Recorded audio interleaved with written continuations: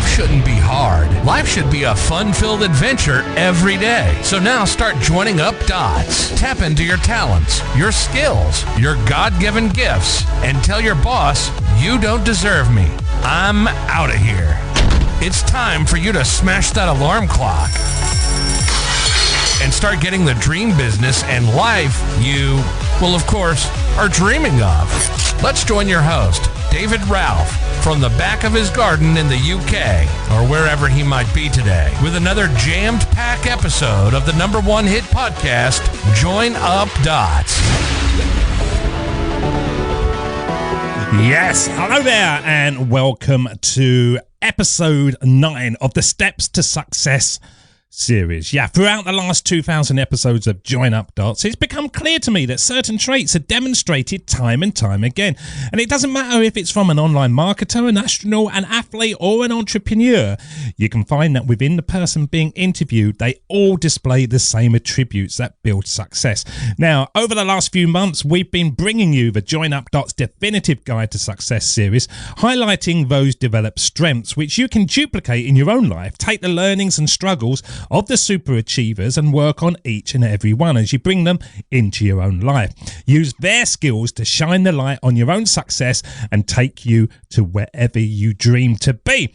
Well, in today's episode, and yes, it's episode 9, we're going to be looking at reframing your mind. Powerful mind reframing shifts that can drastically and will, not just can, it will drastically improve your life.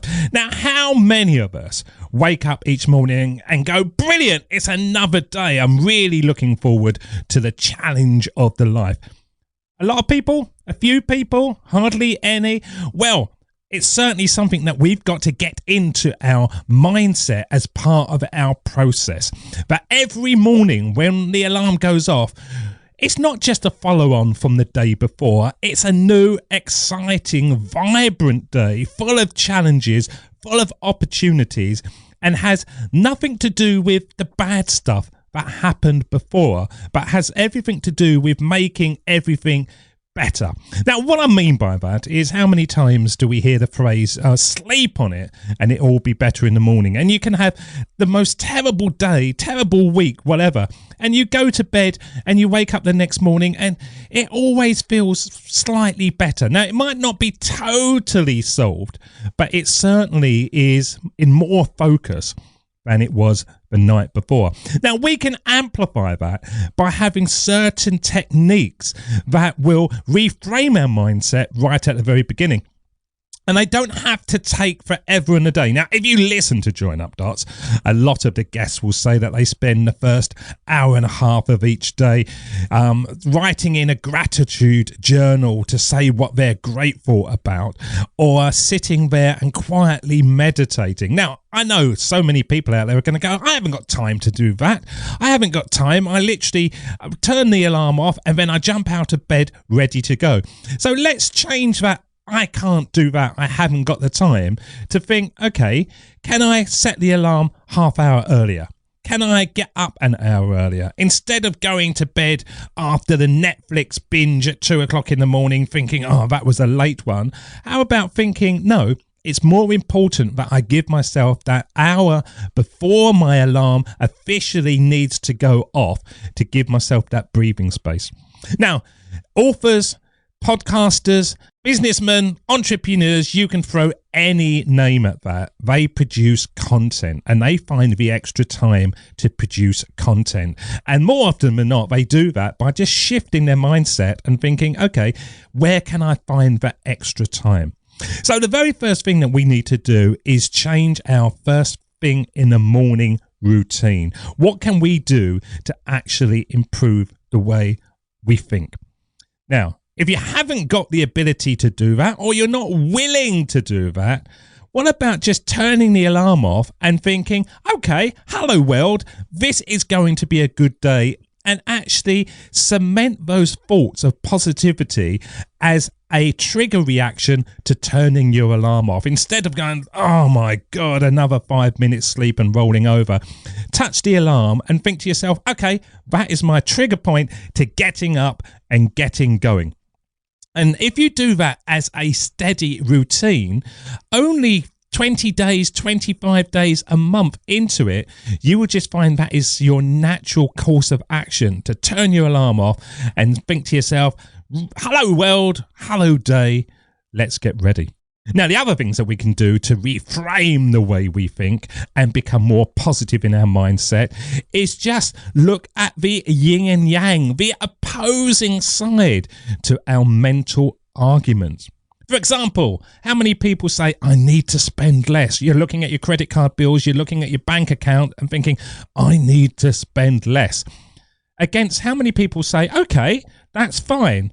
I need to earn more to be able to deal with my outgoings. Now, I'm all up for saving money. I love saving money more than anyone, really. But if you're sitting there feeling sorry for yourself because you don't have enough money or resources, then perhaps it's simply time to start thinking about how to get more of what you need. Instead of depriving yourself from the things that you want, open your mind and find ways to earn more money so you can afford the finer things, okay? Now, being in the spend less mindset will hold you back. And if you want to develop yourself, if you want to buy some books, if you want to hire a coach or a mentor to help push your business or your mindset or your lifestyle into where you want it to be, that might be quite costly. So what can you do to find that extra money instead of saying, I can't afford it, and keeping yourself in the same place? The other thing you can look at is when you say, I can't, think, no, it's actually I won't. It's not that I can't do something. It's actually that I'm not willing to do it. I'll give you an example. My mum at the moment, she's had a stroke and she's sitting in an armchair every day. And literally the only words that come out of her mouth is, I can't. I can't. So I hand her an envelope and I say, there's a letter for you. She says, I can't open that. I go, yes, you can. And then she does with her one hand. Or I give her something else and she says, I can't eat that on my own. I go, well, if you can't eat it on your own, you're going to go hungry. She does it.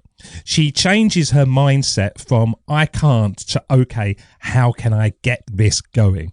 And as the fabulous Marie Forleo puts it, saying that we can't is just one of those BS excuses standing between us and what we want.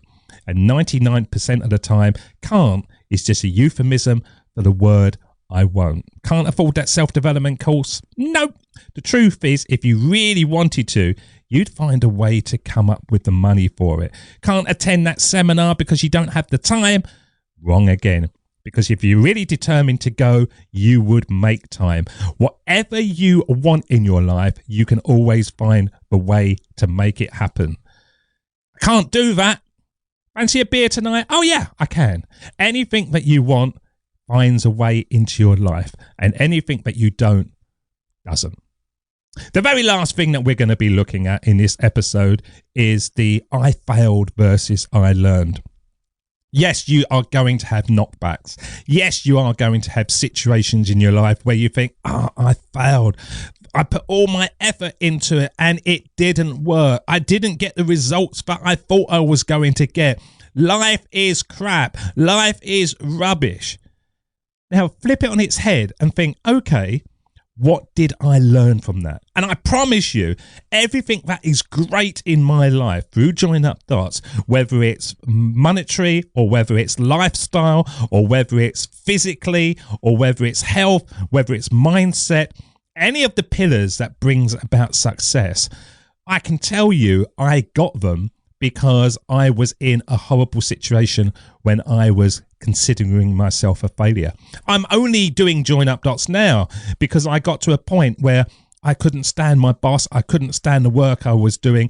I looked at it and thought, why did I get myself into this situation? I failed. I'm such a loser. And now I've got the greatest life I could possibly have. And so while you look at this and you think to yourself, okay, it is rubbish, there's no getting away from it. There is always going to be something in it that you can flip on its head and say, I'm going to learn to do things better. Take failure and move it into the world of lessons, and you will never look back. That was episode 9 of the Steps of Success guide. We're bringing more through Join Up Darts as we move through. But take that. Take that starting your day as the first thing that you can do. And if you haven't listened to any of the other episodes, go back and you can find them online, because we are making your life successful, but only if you start doing it. Until next time, I will see you again. Look after yourselves. Cheers. Bye-bye. David doesn't want you to become a faded version of the brilliant self you were once to become. So he's put together an amazing guide for you called the 8 Pieces of Advice that every successful entrepreneur practices, including the 2 that changed his life. Head over to joinupdots.com to download this amazing guide for free, and we'll see you tomorrow on Join Up Dots.